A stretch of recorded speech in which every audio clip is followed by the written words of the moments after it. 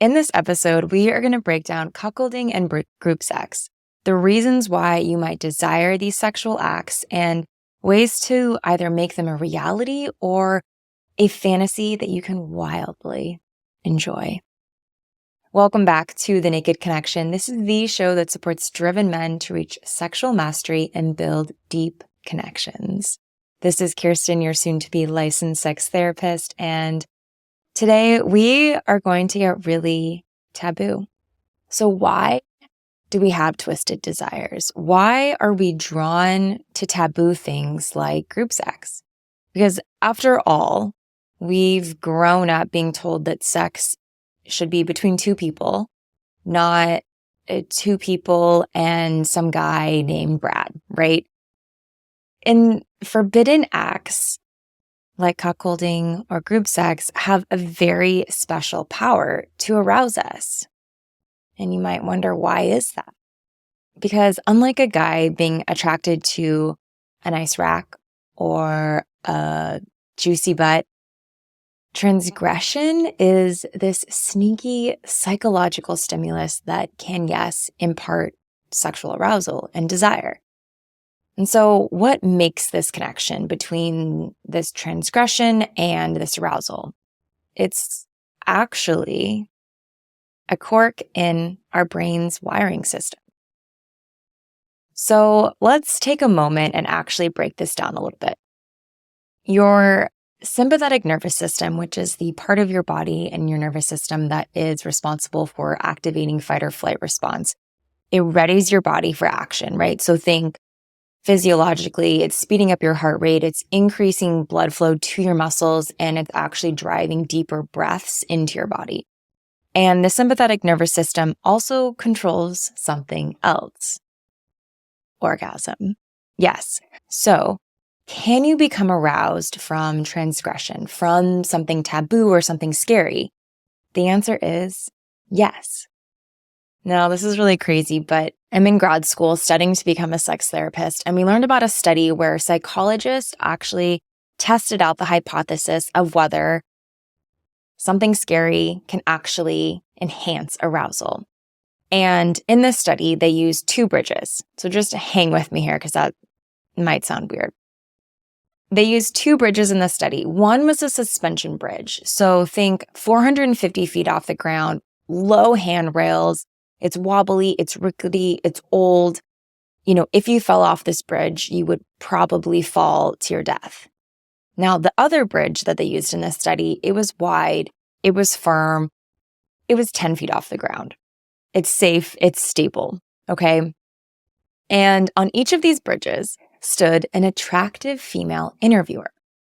She would approach men on the bridge, and as they crossed their respective bridge, she would ask them to write a brief description based on a picture of a young woman. So they could use whatever creative ideas they had. They got a photo of a woman, and then they had to create a description, a story, whatever came to them. Additionally, this interviewer, she would offer her phone number to each man in case he wanted to talk further. So she would basically say, hey, if you want to talk any more about the study or you want to connect, here's my phone number. So what did they find? Well, men on the rickety, anxiety-provoking, dangerous bridge wrote stories with significantly more sexual content than the men that were on the safe bridge. And half of the men on the dangerous, rickety bridge actually called the attractive woman later on, while only 10% of the men that were on the safe bridge contacted her. And they actually found that increased danger actually enhances sexual arousal in men. So anything that's perceived as dangerous or taboo, whether it's physically dangerous or even socially or culturally risky or a violation, can actually simultaneously activate your fight or flight response and also enhance your sexual arousal. So let's cue cuckolding. Let's bring cuckolding into the equation here. Why might you be aroused by it? Why might it be a fantasy that you have? Well, in case you aren't aware, cuckolding is when a man gets turned on by watching his wife, his girl, his partner have sex with another man or other men.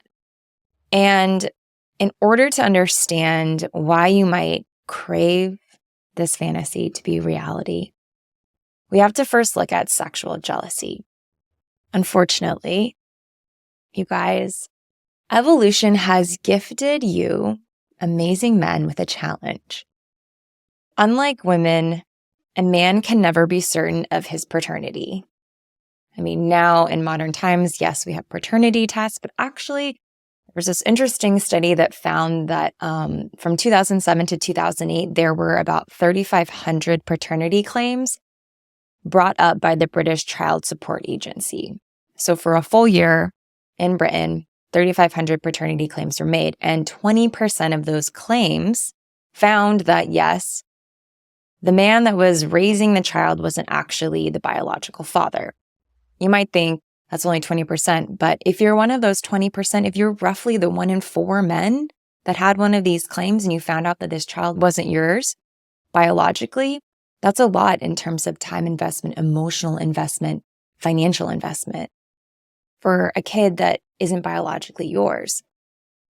So this is really a major part of what drives sexual jealousy. Sexual jealousy is really, it motivates a man to actually conduct detective work to look for cues that a woman or a partner is being promiscuous. And, it's funny, this could even be why OJ was on trial for murder. We'll never know, right? and look, if this is the case, then why is cuckolding such an exciting and highlighted popular porn search online? In fact, cuckolding is actually the second highest heterosexual interest on search engines on the internet. It's the second highest.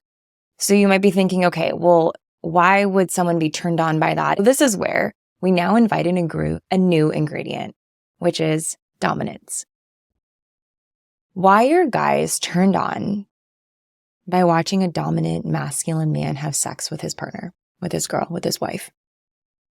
Why, maybe you might ask yourself, why am I turned on by watching a dominant masculine man have sex with my girl, or fantasizing about it, or thinking about it? It really comes down to competition. Just like athletes fighting to win a race, fighting to win a game, your sperm are also in a fight. They are competing. They want to win.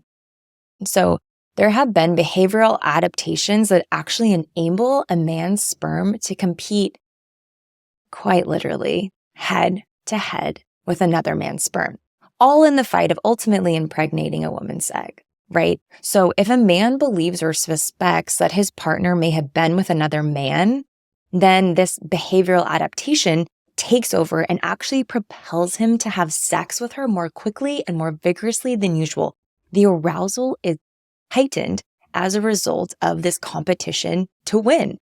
The more dominant the potential rival is, also the stronger the sperm competition cue is, and actually the more intense the arousal becomes. So the more dominant the man is, the more vigorous the ejaculation will be, which is really interesting because when looking at studies where they actually evaluated porn that had cuckolding in it, the individual, which is the cuckold, so the man that's having sex with the woman while the husband or the boyfriend watches, he is typically, if not always, significantly more dominant in stature and build and physique and appearance and penis size than the other man is. So the more dominant a threat of a man is, the more sexually aroused the husband will become.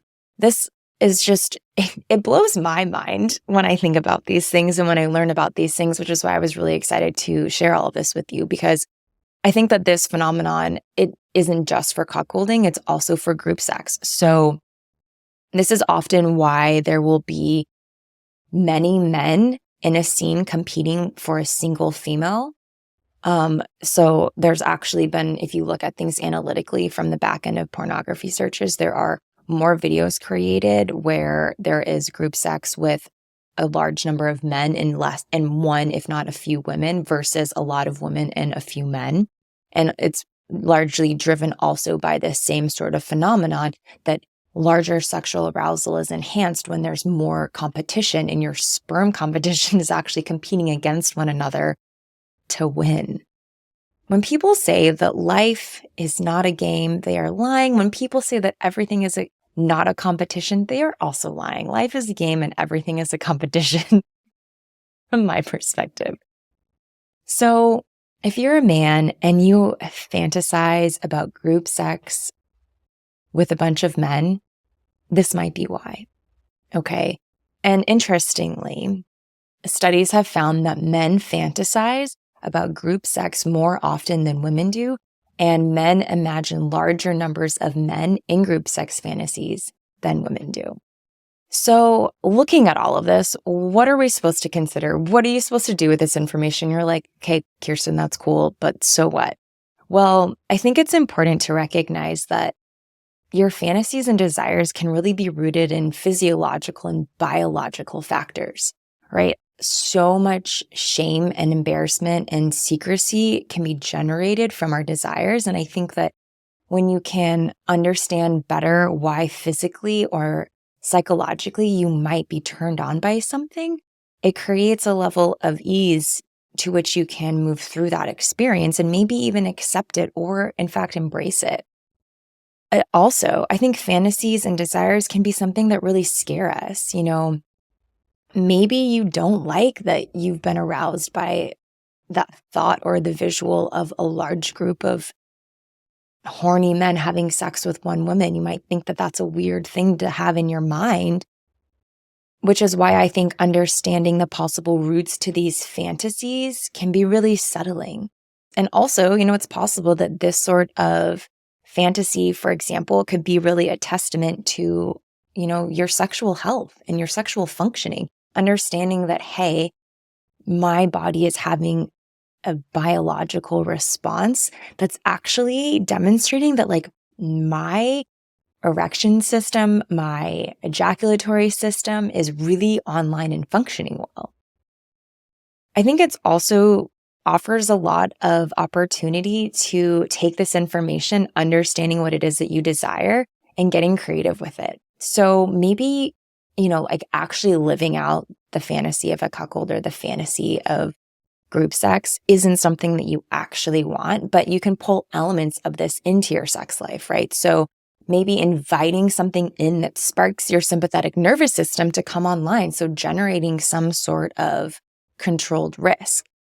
So whether that's going out on your rickety bridge or bringing something risky into your life that brings arousal for you. So this could even be something like going out and doing a risky sport like mountain biking down a really steep hill or surfing a really huge wave and then coming back to your girl and using that risk, using that activation of your sympathetic nervous system to step into a sexual experience and really enjoy in that heightened state of arousal that you put yourself in. One example that comes to my mind is if you watched the show Breaking Bad, after the main character would go out and do some wild, risky behavior. I think I remember him burning down a big building where one of the main head honchos of the drug organization was working.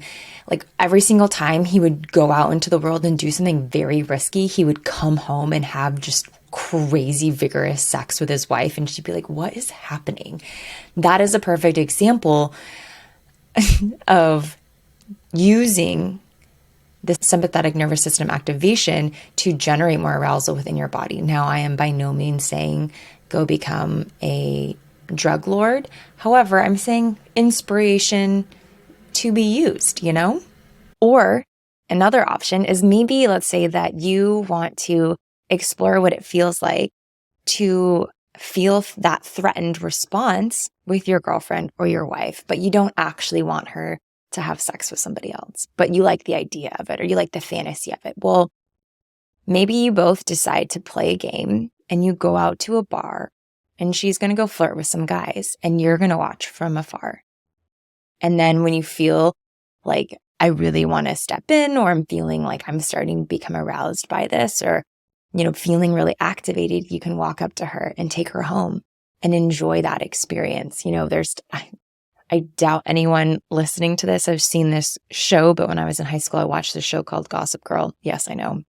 And one of the couples in that show would actually do this, where and it kind of flipped the roles, but she would watch him hit on other women because she would be aroused by it. And then as soon as it got just far enough, she would walk in and then they would leave and go have really passionate sex.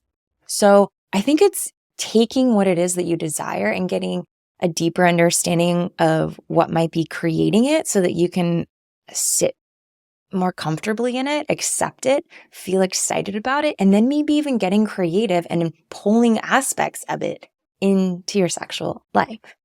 So there's so much incredible science that moves within sex, and there's so much incredible connections between our bodies and our minds and our desires. So I wanted to share this with you today. So get out there, maybe enjoy some group sex, enjoy fantasizing about cuckolding, get after it. I cannot wait to hear what you think of this episode. And I know I went a little bit off the grid here and got a little bit science-y before we dove into some of the pieces of it, but would love to hear what you think. I love you guys so, so much. And I'm always so grateful to share what I'm learning and discovering. And you know what? Until next time, get out there and get some.